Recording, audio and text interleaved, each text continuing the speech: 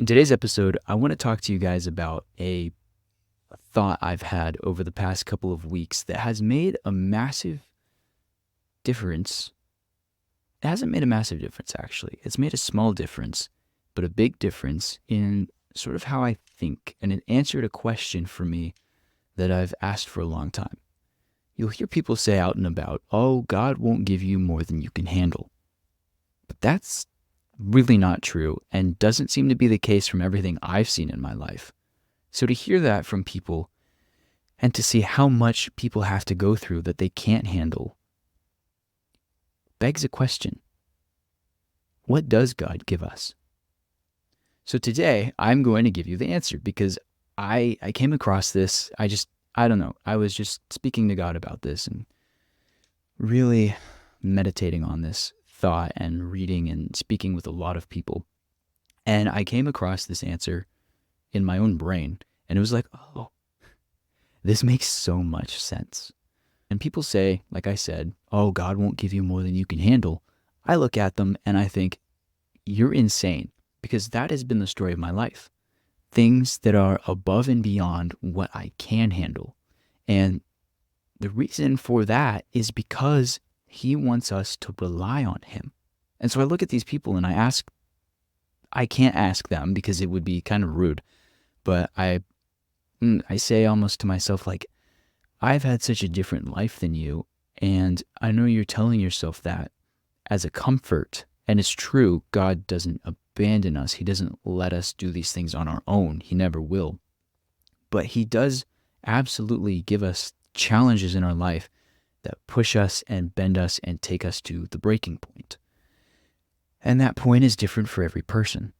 And so the thing is, the way that I have come to terms with this and see this and believe about this is that God makes us and He gives us a mission that is perfectly suited to our strengths and to our weaknesses. Our strengths and our weaknesses. So let me explain. Firstly, He gives us things that are suited to our strengths. He makes us and He gives us our own personality. You know, we have a personality. We're a whole person. I think are really cool online, the personality tests that you can go and take. And there's all sorts of different types, and you get answers, and it's a whole entire world just of personality types.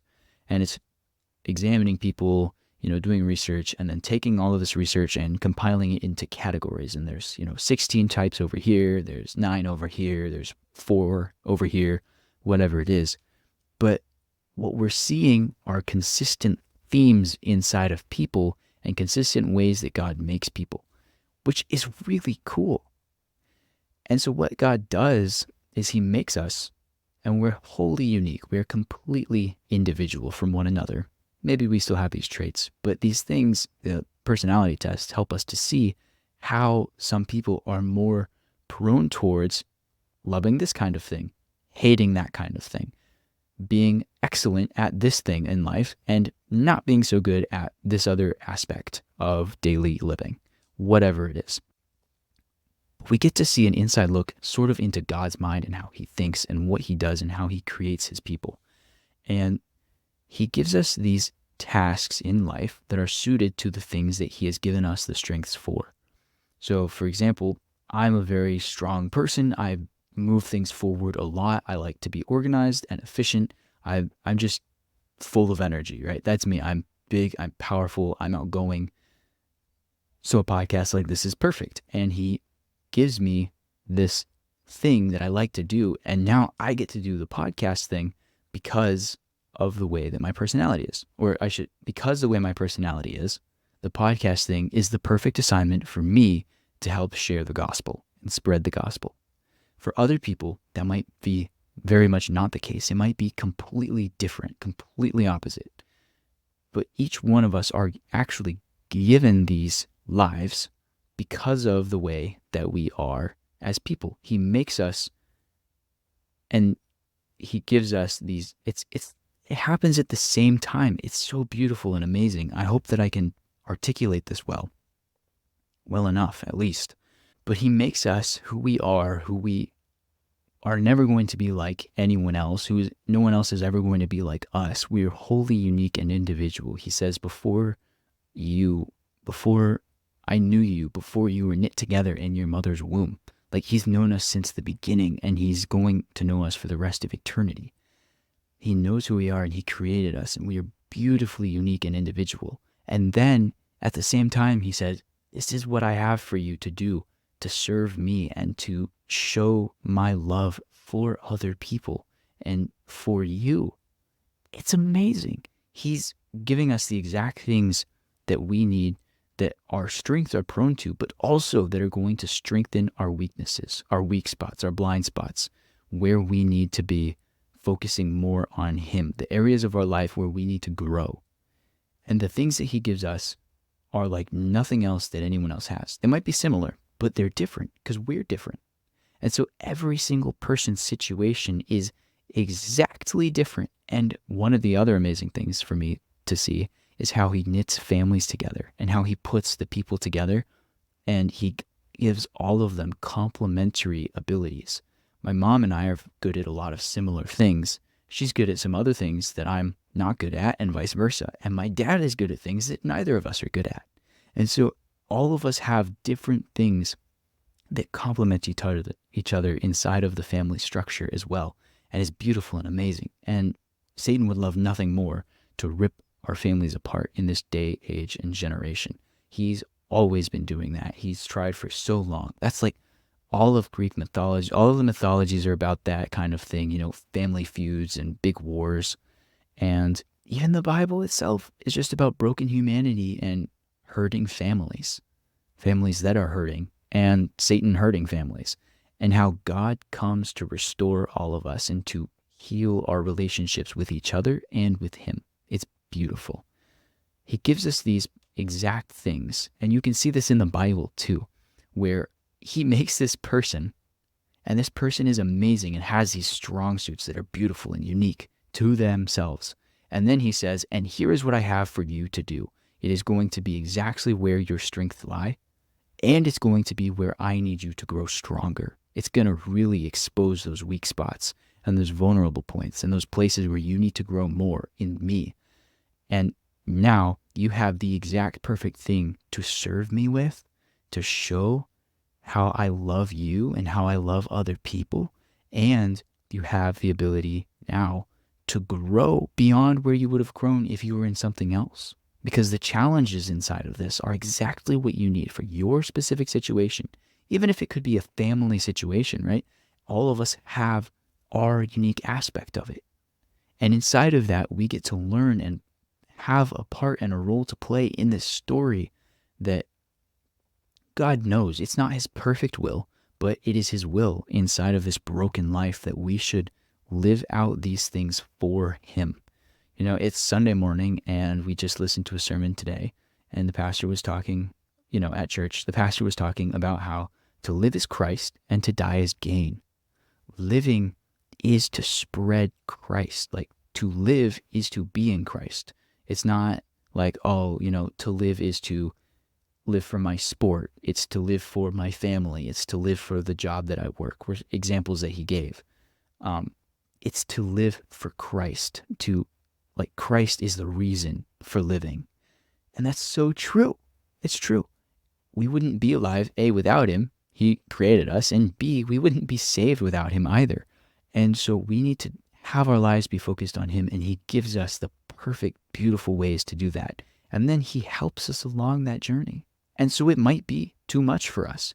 It might cause us to cave sometimes. We all get bad attitudes. We all have areas where we fall short, where we stumble, where we mess up, and where we sin. None of us are exempt from that, but he gives us the perfect amount. That's what Paul's talking about when he says the grace that I have given to you is sufficient. Each one of us we are given the graces that we need in order to do the things that God has for us. That's what he's talking about. So let's see here. I'm going to type in my grace is, I'm spelling this right, 2 Corinthians 2:19. But he said to me, my grace is sufficient for you, for my power is made perfect in weakness. Therefore, I will boast all the more gladly about my weaknesses, so that Christ's power may rest on me. Let's read other translations of this. And he said unto me, my grace is sufficient for thee, for my strength is made perfect in weakness. Most gladly, therefore, I will glory rather in my infirmities than in the power that the power of Christ may rest upon me. I'd like to find another version of this. Let's read the Amplified Version. But he has said to me, my grace is sufficient for you. Jesus saying to Paul, my grace is sufficient for you. My loving kindness and my mercy are more than enough, always available, regardless of the situation. For my power is being perfected and is completed and shows itself most effectively in your weaknesses. Paul, Isaiah, you listening to this. Therefore, this is Paul speaking again, not quoting Jesus, just speaking to the Corinthians. Therefore, I will more gladly boast in my weaknesses, so that the power of Christ may completely enfold me and may dwell in me. That's what he's talking about. Isn't that cool? I think that's so cool because it's so soft and loving from God. And he has such a warm, soft voice, such a joy and a happiness, but also a calmness and a steadiness and such a massiveness, and yet such an intimate gentleness when he talks to us. It's beautiful. It's amazing. Only God can do that and be that for us and can be that person. We're not that person. He has his own personality and he's God. We can't do that. And he does that without failing. He never gets mad in a sinful way. He never sins. He never messes up his relationships with people. It's incredible. And so that's what this means. And so the next time you're going through a rough patch, a rough spot, and maybe someone says this to you, or you're just thinking about it, because I think about it plenty when other people aren't around. A lot of the things that I go through in my life, no one ever knows about. It's not their business, first off. And second, it's just not. And so this is the answer for me, for you, no matter what we are going through. The beauty of God, one of the beauties of God, one of the beauties of the Bible, is that no matter the problem that you're having, he is the answer. That's also pretty unbelievable and absolutely amazing. So when you're going through these hard patches, rough seasons, life is difficult. I want you to go back through stories of the Bible, and I want you to read them from the perspective of what strengths did God give the characters? He gave them these strong suits, and usually he shows those strong suits before we get to see the characters in their normal world, just like writing a story, just like writing a novel, just like writing a movie. We get to see the characters in their normal world first, then we see how it all falls apart, then we see the low point of the story, and then we see how through God, the story is resolved. We get up to the climax of the story, there's resolution, the answer is God, and then the story is not over. It just passes down. It's the same story because God is exactly the same. Always has been, is now, and always will be. He tells us that too. It's exactly the same thing because he is the answer every single time. And so you get to read these stories of these people. We see Abraham before when he lived and the struggles he had. He was a righteous man. That was what set him apart. And God called him out of where he was living. And because of his righteousness, which Paul tells us was his faith, he was a faithful man. And because he was faithful to God, he was called out. And we see over and over and over in his life where he is not faithful, and then where he is faithful, and how that plays out for him, and how that is beautiful and benefits him when he is faithful to what God asks him to do. We see Joseph and Joseph's talents. He has these dreams, but he has a heart and a devotion for God. And we see how Joseph is thrown into this pit by his brothers who are jealous. But what he has from God is the gift, this prophetic gift to see that everything's going to be okay. It's going to be all right.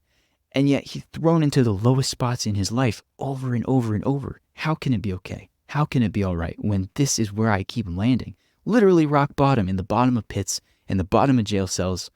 The guy can't catch a break. But in the end, he's the savior of Israel because he helps at least his brothers to get food when they come to Egypt when there's a famine in Israel that God also showed him. He's second to Pharaoh. Only Pharaoh is greater than him in all of Egypt by the end of the story. And it is amazing. And we also see his failures. He sort of backstabs his brothers again. He tests his brothers, right?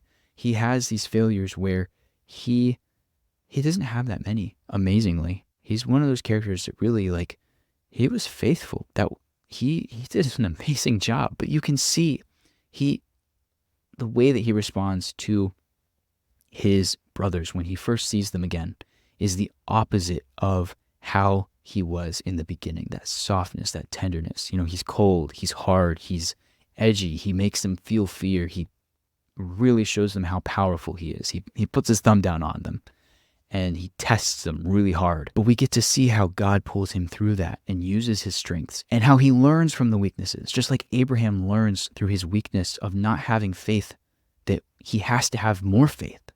He has to have faith, just faith. And we see how Joseph learns he needs to continue being the person that he's been for God and who God made him to be this entire time. But think about Job as a classic example. Job's strength, we see how wealthy Job is in the beginning, and we see how devoted and trusting he is in God. And then when Satan, we get a behind the scenes view in this one, by the way, when Satan goes to God and deliberately says, hey, I want to test that guy. He only believes in you because of how good you've been to him. God boasts in Job, which is really impressive, by the way. God's boasting in Job and says, all right, go for it. You go test that guy, but you can't hurt him. He gives Satan parameters, of course. You can't kill Job. Do not kill Job. And Satan cannot kill Job because God told him not to. But the one thing Job never does is lose his trust in God. He despairs, he wallows, but he does not lose his ultimate trust in God. He does not curse God despite what everyone, including his wife, is telling him to do. David was a really strong guy with a really soft heart. And what's challenged as he goes through his life, we see the strength of he's a strong guy. He's crazy. He's a warlord. He becomes the king. He's taking out lions in the field and he's just like a little boy watching the sheep because he's a shepherd. It's crazy. And then we see how he goes on and has massive successes after successes. And the areas where he gets weakened, that his weakness is that he'll sort of lay off. He'll become depressed. It's sort of the opposite. I relate to David a lot. I gotta keep going for myself. And when I'm not moving, when I'm not going, then it's hard for me. When he stayed back from battle, that's what happened with Bathsheba. When he was in the caves, he was in a low spot. But he had persistence and perseverance through all of those things that he had to deal with from Saul and for the rest of his life. And then he had a gift that was his softness, that was his tender heart, where he really was connected to God. And he got the title a man after God's own heart. And that is why. So there's so many different examples. We could do an even longer one on David too. That'd be great. I've done stuff on David and his son Solomon a lot before. But when God gives you something that's hard and challenging, I want you to ask this question. First, what strength do I know I have that God has given me, that God has made me to have, that I can use in this situation that no one else can use because it's my strength, not in a boastful way, but just this is unique. This is for me. God, this is for me. God gave this to me for a reason. It might be hard. And then second, ask yourself, because it's going to be hard, what weakness does God want me to strengthen? What weakness is God trying to strengthen inside of me? A guy I talked to quotes a pastor a lot who said, in these kinds of situations where you're feeling stressed, God, what do I need to do? And who do you want to be for me? That so perfectly reflects this because we're asking, all right, God, what strengths am I supposed to be? What strength do you want me to use right now? Which takes wisdom and discernment. What is the course of action here, God? And who do you want to be for me? What are you trying to teach me and show me and help me to learn? What are you trying to strengthen inside of me? It's just amazing to me. It's purely incredible. Only a God like ours can be that way, can love us like that. Because the rest of them aren't recorded like that in history at all. None of them.